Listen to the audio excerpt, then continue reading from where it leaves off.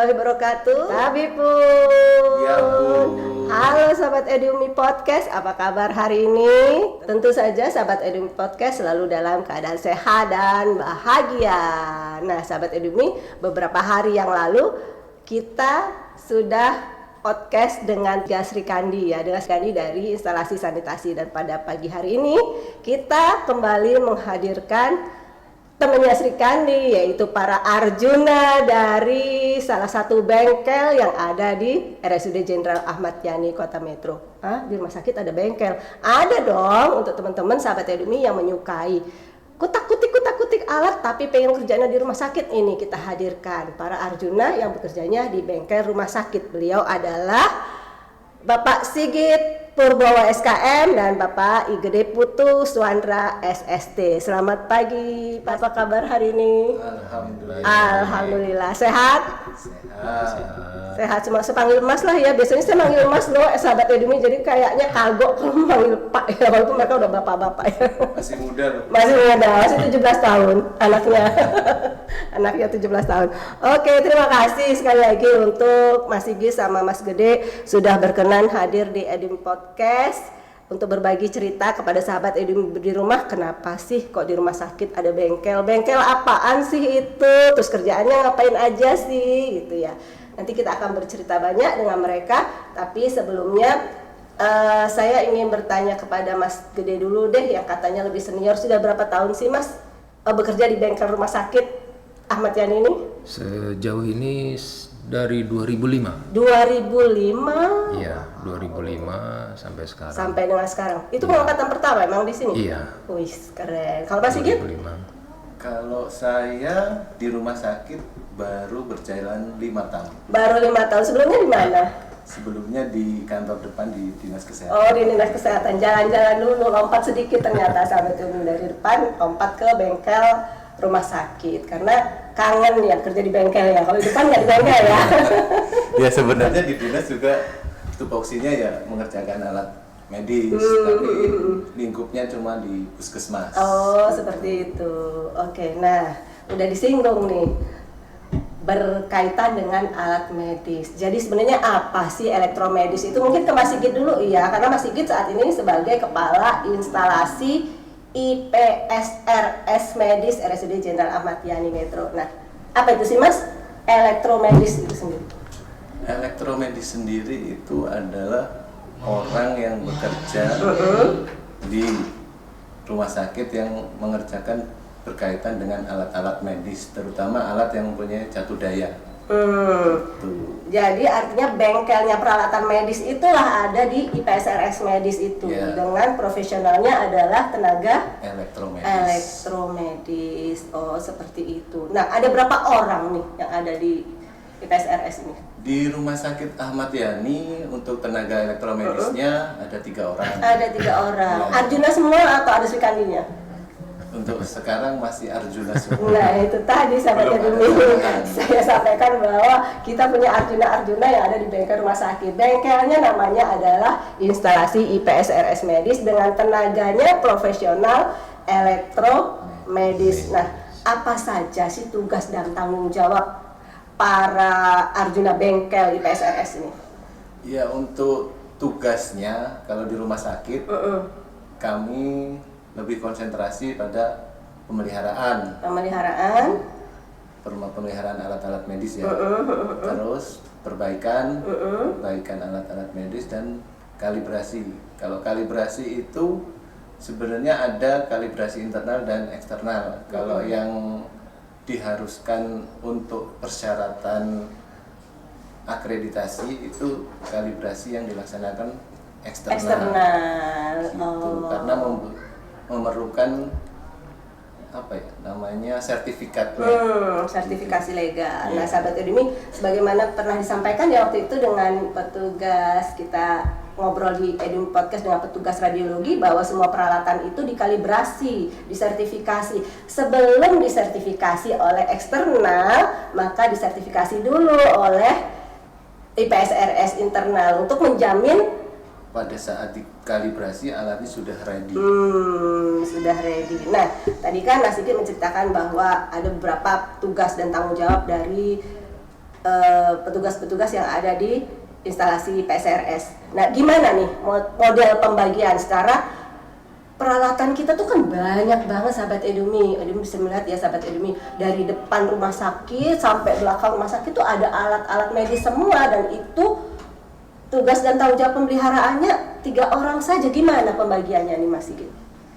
Kalau pembagiannya kami masih ini ya, untuk secara umum masih berjalan berbarengan. Kolaborasi.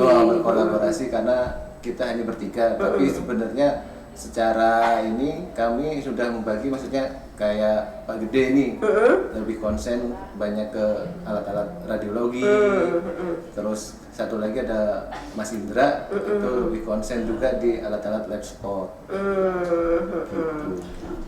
Kalau saya sendiri nge-backup semuanya itu, jadi kalau pas saat Pak Gede membutuhkan bantuan, namanya kepala ya, pundak lutut kaki kemana aja nih ikut. Iya nggak Pak Gede ya? Ikut semua. Iya. Kepala instalasi, pundak lutut kaki mau jalan kemana ya otomatis mau nggak mau. ya begitulah. Iya. Ada uniknya di PSRS. Oh gimana langsung di Mas Gede? Kepala IPS itu nggak bisa hanya duduk aja di belakang meja. Itu bedanya. Jadi harus ngikut, ya itu tadi saya bilang kan kepala, pundak lutut kaki ini jalan bareng ya kan. Beda di tempat lain kan harus belakang meja hanya perintah aja. Oh gitu, nggak Susah. bisa dengan satu tangan ya, harus semuanya jalan ya, keren. Nah sahabat Edumi itu Anjuna sejati itu namanya, karena mereka tidak bisa jalan sendiri, bahkan kepala instalasinya pun tidak bisa duduk, nggak boleh dan nggak bisa ya hanya tunjuk perintah, tidak, nggak ada itu di sini. Jadi semuanya bekerja bersama-sama, semua kolaborasi. Nah, Mas Gede, tadi kan disampaikan nih pada spesialisasi, kita beralih dulu ya. Spesialisasi Mas Gede itu di alat-alat yang ada di radiologi. Iya. Kemarin juga waktu kita podcast dengan radiologi bahwa di sana ternyata peran IPSRS medis itu sangat besar dalam penyiapan alat dan lain-lain. Gimana tuh Mas? Dalam proses penyiapan dan penggunaan alat-alatnya sendiri untuk di area radiologi? Untuk skemanya sebenarnya sudah diatur dari IPSRS sendiri, itu kan untuk jadwal resminya itu 1 tahun 2 kali. Itu resminya aja. Untuk pemeliharaan? Iya, untuk pemeliharaan aja. Cuman sekarang kan dengan adanya teknologi, jadi kita bisa pantau setiap hari gitu loh. Oh, seperti itu. Dan selain itu juga kita bekerja sama dengan fisikawan medisnya. Iya. Fisikawan medisnya. Fisikawan medis juga disebut tuh IPSRS. Iya, fisikawan medisnya saling komunikasi. Jadi kita setiap hari itu kontak, ada masalah apa enggak. Kalau nggak ada masalah ya jalan gitu loh. Tapi kalau ada masalah biasanya beliau kontak nanti. Ini ada masalah. Jadi tidak menutup kemungkinan, pokoknya setiap saat kita pantau. Resminya hanya setahun 2 kali memang. Gitu loh. Iya. Artinya setiap hari 3 orang yang ada di PSRS ini keliling untuk mengecek karena saking banyaknya ya. Walaupun tadi Mas Gede sampaikan bahwa jadwalnya di radiologi itu setahun 2 kali. Itu untuk semua alat atau satu alat? Semua alat di radiologi. Semua alat di radiologi itu semua dipantau. Nggak hanya di radiologi aja ya Mas? Enggak, semua ada. Semua alat. Ada berapa alat tuh Mas di rumah sakit ini? Kok saya nggak bayangkan. Kurang lebih kalau terakhir itu data itu sekitar di 750-an. 750 alat di seluruh area rumah sakit ditangani dan dipelihara oleh 3 orang ini, luar biasa. Jadi kayaknya tiap hari jalan nih. Kita setahun 360 berapa hari? 365 hari. 365 hari. Iya, 702 kali itu sahabat Edumi minimal. Sedangkan belum lagi trouble ya. Itu artinya tiap hari nggak berhenti ya untuk ngecek alat satu, alat kedua, alat ketiga, dan itu luar biasa. Keren ya sahabat Edumi. Nah, ini belum ada bocorannya nih, bengkel-bengkelnya ada di mana? Baru ngeliat, baru pemeliharaan. Nah, tadi kan kita udah sampaikan nih bahwa IPSRS itu adalah bengkelnya rumah sakit, utak-utiknya rumah sakit. Bengkelnya ada di mana sih Mas? Bengkelnya itu ada di gedung IPSRS medis. Ada ruangan khusus. Ada ruangan khusus. Ada ruangan khusus medis. Ya, ada ruangan khusus. Disitulah tempatnya penerimaan alat, ruang administrasi, ruang untuk membongkar alat, terus ruang untuk setelah alat selesai dibongkar kan kita ditaruh di tempat khusus. Nanti suatu saat kalau mau diambil atau mau didistribusikan ke ruangan itu, ruangannya sudah ada di situ. Wah, keren sahabat Edumi. Bengkelnya saja bengkel khusus, ada ruangan-ruangan khusus, ada barang datang, barang rusak, ada tempat untuk spare part alat-alat, ada tempat untuk perbaikan, setelah diperbaiki ada tempat lain lagi sebelum didistribusikan. Sebelum dikembalikan. Wih, keren sahabat Edumi. Itu tadi ya gambaran bengkelnya di rumah sakit sahabat Edumi. Jadi bengkelnya itu ya mirip-mirip bengkel yang di luar, hanya spesifikasinya adalah alat-alat medis lebih bersih ya, nggak ada oli-olinya ya mas ya? Ada aja sih. Jauh oli-oli. Namanya bengkel kalau nggak kotor tuh kayaknya gimana? Saya kira. Tapi tetap kita usahakan bersih. Iya. Maksudnya saya kira nggak pakai oli-oli gitu, tetap sahabat Edumi. Ada oli sedikit. Kayaknya nggak lengkap kalau bengkel tuh nggak ada olinya ya. Cuma alat-alat tertentu aja sih. Iya.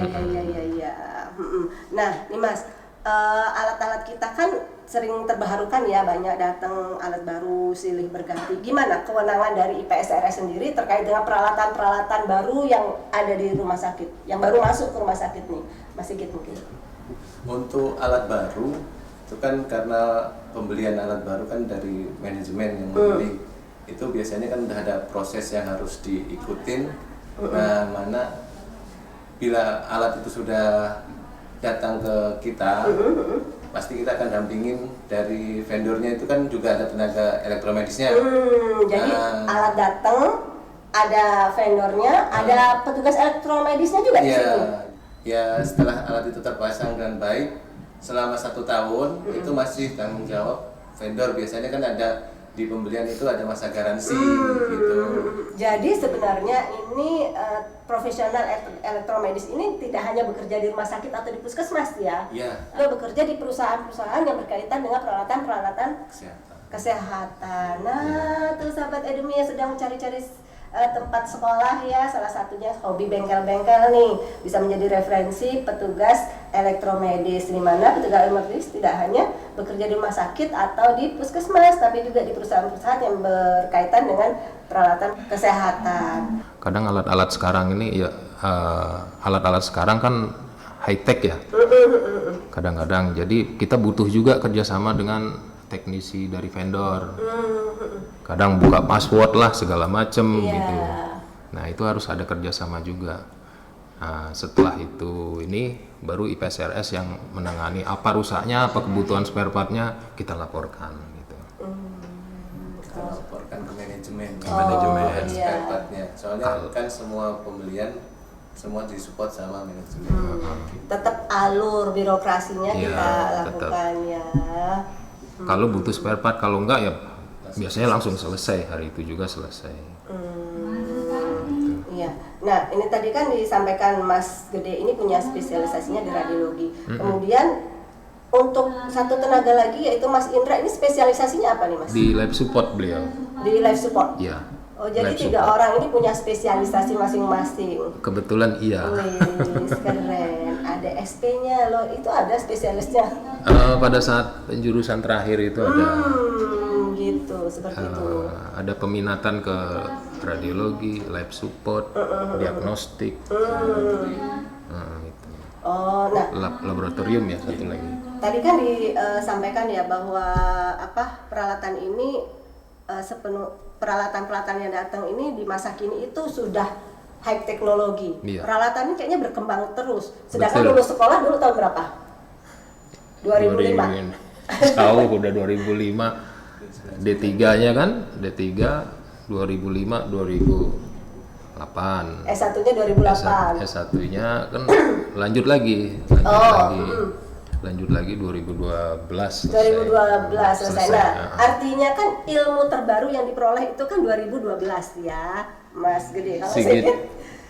Saya terakhir lulus itu dari D3 itu 2009. 2009. Nah, dalam kurun waktu segitu tahun sampai dengan 2025 ini peralatan itu kan berubah-ubah ya. Betul. Sampai dengan saat ini. Iya. Yang dulu dipelajari sekarang mungkin udah nggak ada lagi.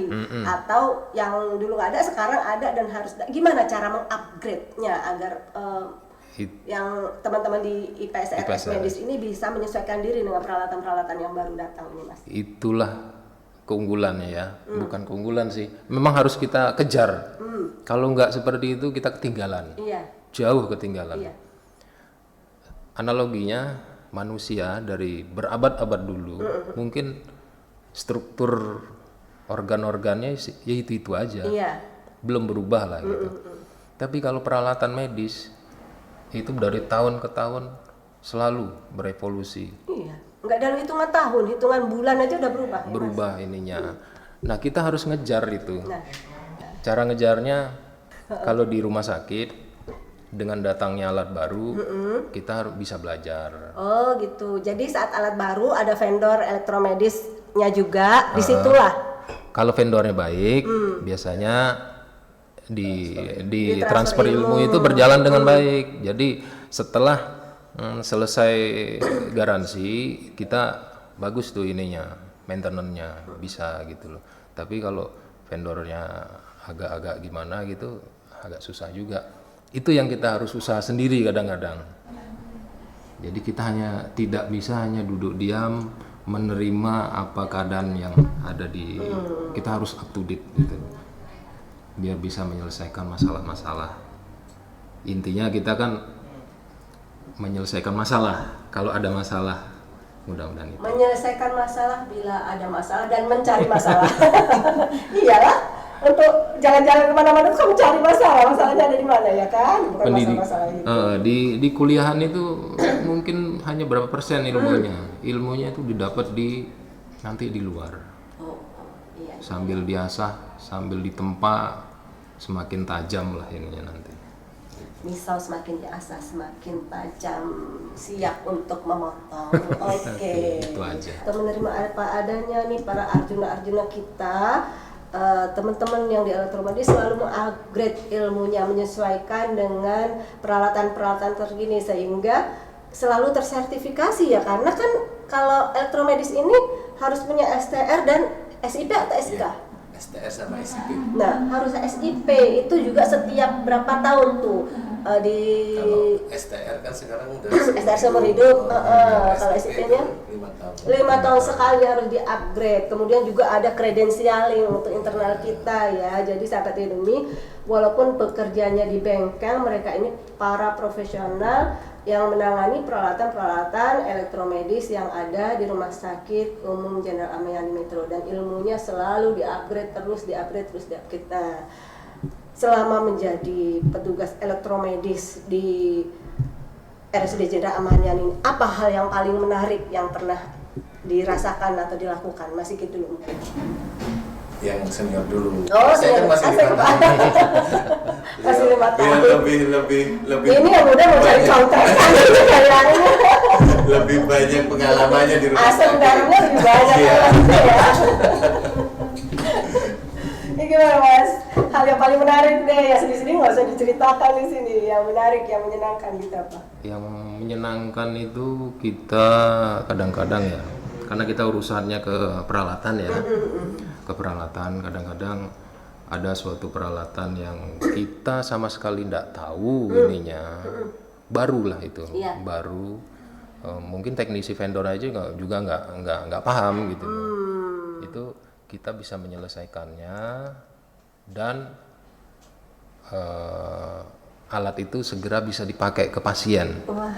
Itu yang paling menyenangkan lah. Jadi si pasien yang membutuhkan treatmentnya alat itu nggak jauh-jauh gitu. Iya. Karena alat-alat kita ini kebanyakan bukan berbahasa Indonesia ya sahabat Edumi, bahasanya tuh macam-macam. Karena produksinya dari negara macam-macam ya. Itu kemudian kalau dari vendornya juga nggak paham alat itu dan ternyata kayak mengerjakan teka-teki silang atau puzzle gitu terus berhasil, kayak hurray gitu Iya, ya, bahagia senang. banget. Itu bahasa saya hurray, kalau mereka nggak mungkin gitu ya.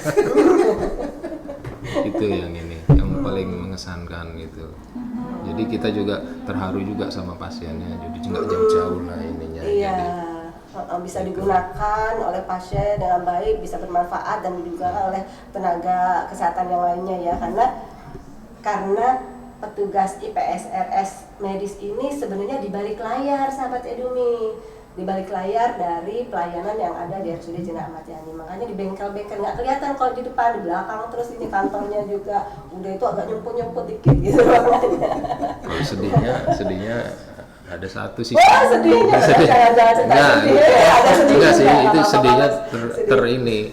Ya kebalikannya seperti tadi. Ada suatu alat yang kita juga ini keterbatasan pengetahuan ya, itu ya nggak menutup kemungkinan lah. Kita juga manusia juga terbatas. Itu kadang-kadang dari vendor pun kadang-kadang supportnya kurang gitu loh. Jadi alat itu lama terbengkalai, kasihan juga pasien yang pasien itu harus menunggu. Ya, pelayanannya terhenti. Ya. Kita maunya cepat, tapi ternyata dari vendornya mungkin karena saking banyak yang dilayani seluruh Indonesia, jadi mungkin prioritasnya belum sampai ke kita. Itu spare partnya juga belum siap, masih siap, di pabriknya, masih di negara mana. Itu kadang yang bikin itu yang bikin sedih ya. Ya. Mudah-mudahan lah ke depan lebih baik lagi. Artinya sahabat Edumi, dari yang disampaikan oleh Mas Gergir tadi, kita tahu betapa teman-teman kita yang di balik layar pun bekerja dengan hati, walaupun dengan alat-alat, tapi tetap alat-alat ini juga yang akan digunakan untuk melayani teman-teman sahabat Edumi yang berobat di RSUD Jenderal Ahmad Yani. Nah, untuk Mas Sigit sendiri gimana? Tuh udah ada contekannya tuh, jangan sama ya, beda dong. Apa ya? Ada kreatif dikit lah ya. Apa tuh hal yang paling menarik? Selain itu, mungkin ada halnya sama, tapi selain itu apa? Kalau saya hal paling menarik itu gini Pak, cerita pribadi gitu lah ya. Iyalah pribadi, jangan cerita saya dong. Itu saat ada tugas berbarengan Pak. Kan karena pas kebetulan diamanain untuk menjadi koordinator teman-teman. Nah itu pas saat ada bersamaan ada alat yang rusak, pas beliau sudah megang alat tersebut. Nah seharusnya kan saya bisa backup. Nah ternyata pas kebetulan juga ada kepentingan dari manajemen memanggil saya gitu. Nah pas berbarengan itu yang bikin menarik itu Mbak. Jadi serba bingung ya. Menariknya bikin bingung ternyata. Mana yang harus dikerjain duluan. Kadang ya kalau semua yang paling urgent untuk alatnya memang sudah mau digunakan ya saya ngomong dulu sama manajemen kalau lagi mengerjakan alat tersebut gitu. Alhamdulillahnya selama ini manajemen juga selalu mengerti dan support ke kami gitu. Oh iya, serba-serbinya itu yang menarik ya. Menarik gitu, ini juga membuat saya menarik nih. Secara kan Mas Sigit itu anggota termuda, Arjuna termuda di IPSRS Medis. Kok ini kenapa nggak senior nih jadi kepalanya? Itulah uniknya. Masa pun lutut kakinya senior, kepalanya junior terbalik nih. Gimana nih ceritanya? Kayaknya ada kesepakatan di balik meja ini. Enggak, itu biar semua biar merasakan. Jadi semua biar merasakan dan biar juga di posisi itu juga pernah gitu. Jadi ada pengalaman nanti. Enggak selamanya nanti yang di bawah terus. Jadi ada estafet lah intinya ya. Jadi semuanya merasakan gimana rasanya menjadi seorang kepala instalasi, gimana rasanya menjadi petugas penanggung jawab di radiologi, gimana bertanggung jawab di area life support gitu. Seperti itu ya. Jadi semuanya menghargai jadinya ya Mas ya, masing-masing pekerjaan itu. Keren sahabat Edumi. Jadi walaupun Mas Sigit paling muda dan menjadi kepala bukan berarti mayoritas ya, tapi semuanya itu berbarengan. Tujuannya adalah agar teman-teman di IPSRS ini tahu semua pekerjaannya dan saling menghargai, bahwa sebagai kepala instalasi juga menghargai pelaksana juga menghargai kepala instalasi. Keren sekali ya sahabat Edumi Podcast, ternyata seperti itu ya fenomena di bengkel RSUD Jenderal Ahmad Yani Metro. Nah, untuk menjadi seorang profesional di bengkel, ini buat teman-teman yang ingin kerja di bengkel, kalau saya kayaknya enggak deh. untuk menjadi profesional elektromedis itu pendidikannya di mana sih? Atau di Pendidikannya Lampung ini ada? di Lampung belum ada. Oh, belum ada. Belum ada. Kalau negerinya itu di Poltekkes Jakarta 2 ada, di Surabaya ada, Semarang ada ya. Untuk diplomanya ya. Iya. Untuk S1-nya? S1 di Jakarta. Oh, Jakarta dan S1-nya. Surabaya. D4. Oh, D4. S1 nggak ada, Nggak hanya ada, D4. D4, Setarakan ya sama Iya. S1. Oh, D4. Di 4 ya. Itu. Kalau swastanya ada di Banyak. beberapa tempat ada. Ada banyak. Nah, itu tadi bocorannya sahabat Edumi, sekolahnya ada khusus, sertifikasinya juga khusus. Dan sebagai informasi sahabat Edumi, IPSRS di rumah sakit ini terbagi dua ya, IPSRS medis dan non medis. Yang medis inilah mereka yang 3 Arjuna ini, karena mereka secara sertifikasi profesional dan berada di kewenangan tenaga medis. Peraturannya adalah Permenkes ya, ajuannya Iya, adalah Permenkes. di Permenkes. Di Permenkes. Tapi untuk IPSRS non medis ini basicnya boleh bebas ya, teknik bebasnya Listrik, Ya, listrik, listrik. mekanik. Gitu. dan mekanik. Artinya kan kalau IPSR medis ini memang sekolahnya khusus berkaitan dengan peralatan-peralatan medis. Iya. Nggak bisa basing-basing gitu Iya. maksud saya. Sekolahnya seperti yang disebutkan tadi, Iya. sekolahnya harus ya di situlah di bawah Kementerian Kesehatan. Kesehatan. Nah, di bawah Kementerian Kesehatan ya sahabat Edum Podcast. Jadi memang berbeda antara IPSRS medis dan IPSRS non medis. Berkaitan dengan pendidikannya juga, pekerjaannya juga, kewenangannya juga. Kita sudah berbincang banyak ya sahabat Edum. Menarik sekali perbincangan dengan para Arjuna ini. Sebenarnya sebaiknya tiga-tiganya ya kita hadirkan Arjuna ini biar sahabat Edum tahu. Yang satunya sih terlalu sibuk. Kalau tiga-tiganya di sini siapa yang backup belakang ya kali ya?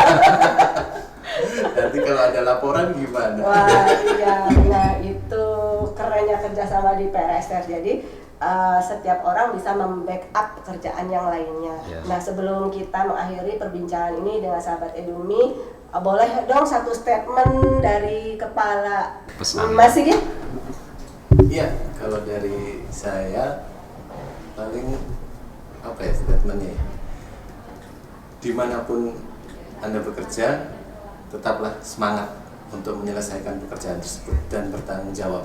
Dan bertanggung jawab, semangat dan bertanggung jawab, keren. Baik, itu tadi sahabat Edumi, kita sudah berbincang panjang lebar terkait profesional elektromedis. Semoga apa yang kita sampaikan menjadi tambahan wawasan buat sahabat Edumi di rumah, bagaimana semua profesi yang ada di RSUD Jenderal Ahmad Yani atau di rumah sakit lainnya berkolaborasi dan semuanya memiliki peran masing-masing yang penting semua. Semuanya memiliki kepentingan masing-masing dan memiliki keistimewaan masing-masing. Nah, untuk sahabat Edumi yang ini bekerja di bengkel tapi bengkelnya rumah sakit, ini bisa menjadi salah satu alternatif untuk sahabat Edumi semua. Baik sahabat Edumi, sampai di sini perbincangan kita dengan para Arjuna kita. Insya Allah kita akan berbincang lagi ya Mas. Mungkin kita akan bahas satu-satu lagi karena ini hari ini kita memperkenalkan. Dan terima kasih sekali lagi. Tetap di Edumi Podcast.